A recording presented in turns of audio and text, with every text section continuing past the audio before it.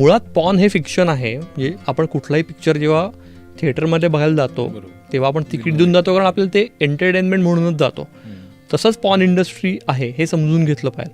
म्हणजे पॉर्नमध्ये दाखवतात ती रियालिटी नाही आहे, हेही अनेक लोकांना माहिती नसतं.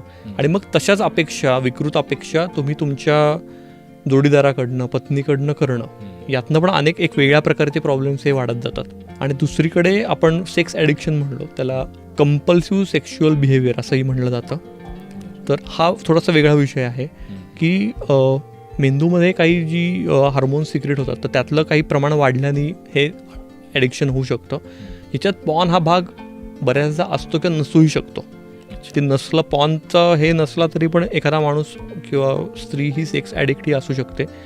आणि मग त्यातनं जे काय म्हणू आपण की सतत ते विचार मनात येणं, म्हणजे ॲक्च्युअल कृती किती वेळा तो मनुष्य करतो ह्याच्यापेक्षा तेच विचार सतत 24 तास जर मनात असतील तर हे कुठेतरी तुम्ही पॉर्न ॲडिक्ट आहात का असा प्रश्न मनात यावा, असं हे लक्षण आहे. आणि त्याच्यावर उपचार हे निश्चित उपलब्ध आहेत.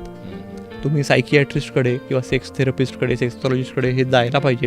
जर तुम्हाला त्याच्यामुळे म्हणजे सतत सेक्सचे विचार डोक्यात असल्यामुळे तुमच्या रोजच्या कामावर, रोजच्या जगण्यावर जर परिणाम होतोय तरी निश्चितच काळजी करण्यासारखं आहे, हे समजून घेतलं पाहिजे.